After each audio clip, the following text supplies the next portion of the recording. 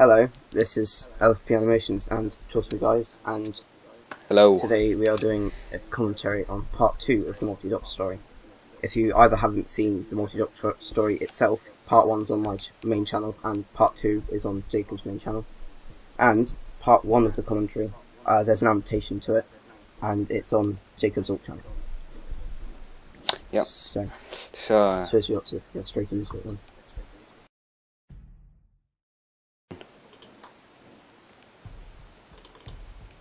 previous. So yeah, this is just the previously bit for part 1.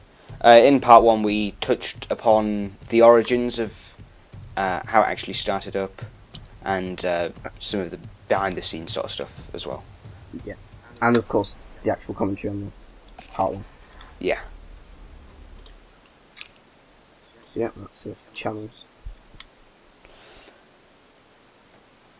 And then the jail cell. So this is the first scene in which we introduce the War Chief, who surprisingly isn't an original character. No, he's actually, I believe he's from the War Games, which was for those of you who don't know, was the Second Doctor's, one of the Second Doctor's last episodes, I believe. And it had the War Chief in it on Gallifrey. And we wanted a character like this, but we did quite a lot of research into the different Time Lords from the classic era, and he just seemed quite fitting. Yeah. So we, of course, not having seen it myself, we might have changed some of the personality traits and that sort of thing. But I saw the first few episodes of the War Games, except I sort of, embarrassed to say, I got a bit bored of it. oh right. So, because it was like 10 parts or something. And I never actually got to the bit where they did the War Chief. All right. So it's still a mystery to us as to what he's actually like. Yeah, I mean, we just used the TARDIS Wikia page with him then. That's a great source of information if you're ever writing a script like this. It definitely is, yeah. I've used it many a time. So yeah, this is the title sequence. If we suddenly start finding out that everybody else in their Doctor Who series is using the War Chief, then we're just trendsetters. Yeah, we're amazing. And that's the regenerated War Chief. And we got, Quite happy that we got him on board. I'm still, a lot of the ensemble we've got involved here is actually quite a good lineup of. It was, yeah. It must have taken us both maybe a month or two, maybe, to get all the voice actors together, because there's like 13 characters in this or something. I mean, a lot of people have already voiced for us on different things, but we've got quite a few people who haven't voiced for us before as well, like Bricks2188. They call me. And Phipps Movies production. Yeah. If that's what I say. So we this one was a lot more. We got a lot more of the Lego Doctor Who community involved. Yeah.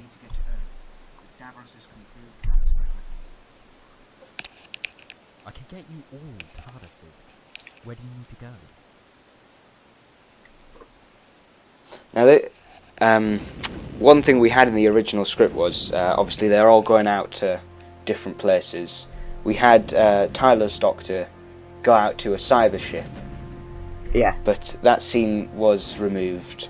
Because it was sort of too random, and it was basically just a comedy scene. And ultimately, he landed on board the cyber ship and just pressed a button to self-destruct it, with a bit of more that's effectively humour involved. But I considered doing it as a bonus scene, but I haven't had any time to do it, to be honest, and I probably won't be able to revisit it in the future. Yeah, exam season's about to start up for us. Yeah, so thankfully you got this out of the way first. Yes. So yes, this is the battle scene. It took me a very long time to make. It was during the summer holidays. It was a week of solid work, day and night, effectively. And It's the only thing I worked on. This all here is all just digital environment, isn't it? You've just green screened everything. That just. Oh. It looks really good, but I certainly wouldn't have the patience for something like this. And this was the first time I got a major amount of pick-a-brick to create this set. because I wanted it to look as good as possible as the sort of entrance to the Time Lord Citadel thing, as a sort of streets, whatever. And I love how faithful you stayed to the original script. We had people 360 no-scoping and one with a Gatling gun and one with a rocket launcher. And I kept all of those in. I'm And very of course, glad you did. if you go on his Jacob's Alt channel, on Sunday, he's made a nice little video for you, which is about the battle scene. If nothing else, Which should be this quite battle amusing. scene is brilliant for that sort of thing. Yeah. In case any of you didn't know why there was a random explosion, it's because Omega landed in his TARDIS, as you saw, and obviously he's from an antimatter universe, and physically people will know that antimatter reacts with matter quite violently, so it blew up randomly, effectively, to put it quite simply. Which is also why later on sparks keep on flying off him. We wanted to try and convey that. Yeah. But we didn't want them to explode whenever he walked into a room, because that would have been a bit annoying. It would have been, yes. But just ended up blowing up Gallifrey. Oh yes, and I shall let you talk about the Starbucks scene with the dance first. I might have gone a bit overboard with the lens flares,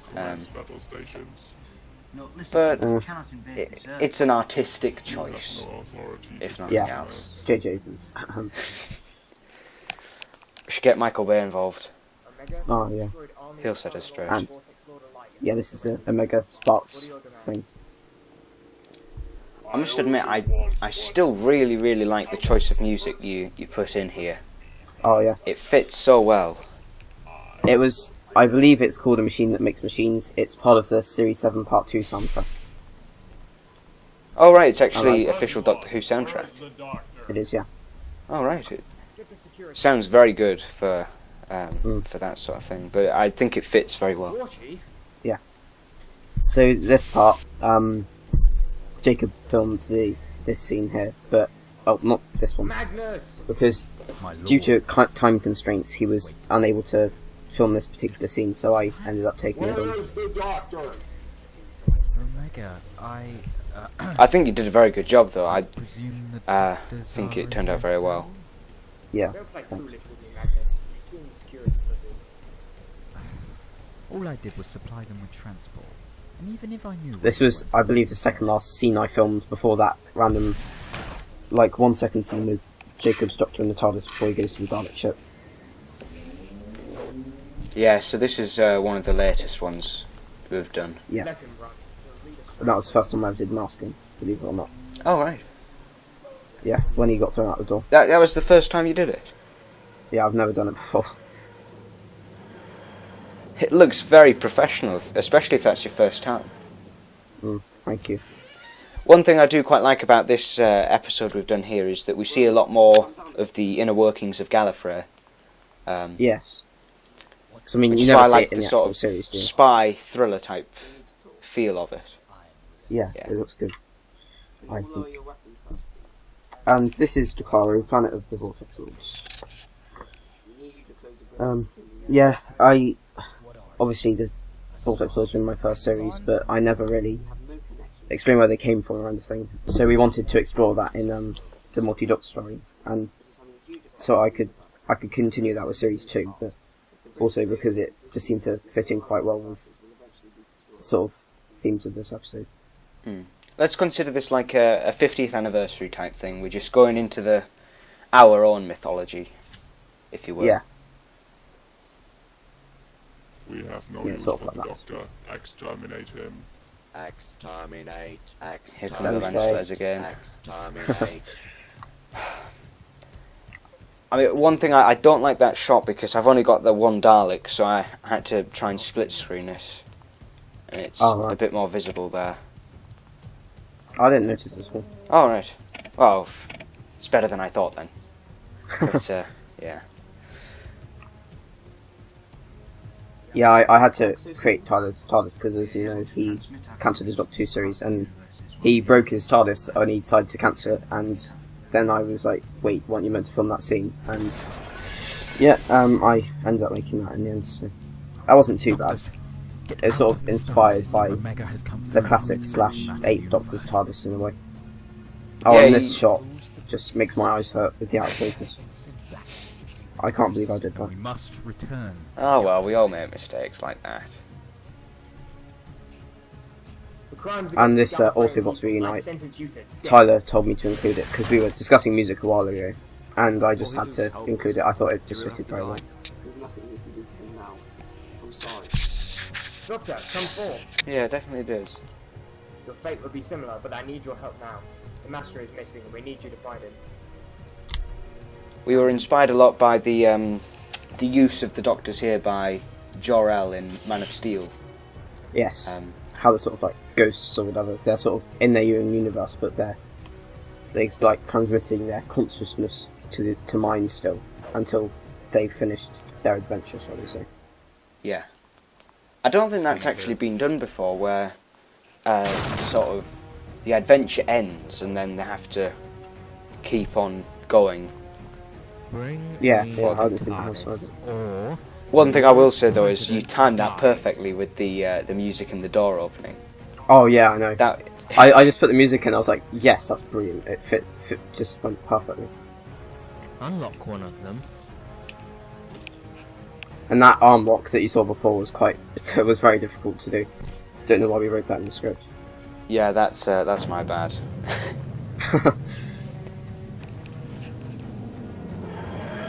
And there we go. This is all set up now for Series 2. I think we toyed with the idea of having the Master actually captured, but yeah, but It's- I had to leave it open for my second series because he stars in Series 2. it's a much better segue. Great having you here. Thanks very much for your help. And then there's the final coffee shop scene. I'm so sad. It's not like we used the coffee shop too much at all. I think No, not at all. we got the balance perfect here. About 60% coffee shop and 40% plot. On this final scene, I had to just do this to wrap it up. And the classic It was- music as well. Yeah, I thought that fitted well. And it's probably my favourite song from the entire classic series, so I had to use that. Hmm. Yeah, this sort of part where he walks away from the TARDIS was inspired by Unreasonable Sanity with his, I think it was Moving Forward, that short episode he made. Oh yeah. And then there's next time for this episode, which is Jacob's was going to be 50th anniversary special. Keyword was. Yeah, and it's his finale, and I co-wrote it with him. Let's just leave it a few years, and hopefully your Series 2 and my final episode will come out then. Yeah, and that was the thing for my second series. Most of those clips were from the prequel because I've only done one shot from the actual series so far. Okay, well, good luck with it. I eagerly await it. Yes, and the same for your inverted commas 50th. Heavily inverted commas. If, Yes, probably about 20 inverted commas are needed for that. Yeah. So before we leave, I just want to say as well, thanks to all the people that took part in it, who voiced Oh, in for it. sure, yeah. We couldn't have made it possible without all these people. Yeah, definitely. Thank you very much.